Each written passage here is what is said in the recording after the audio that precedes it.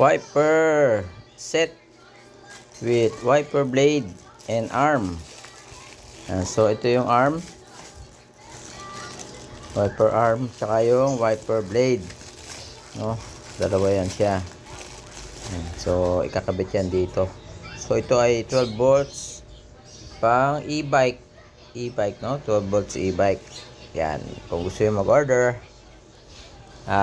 meron link, no? So ito i-digit, ayan, meron siyang ano, ayan. Meron siyang naka-engrave, emboss. Yan yung.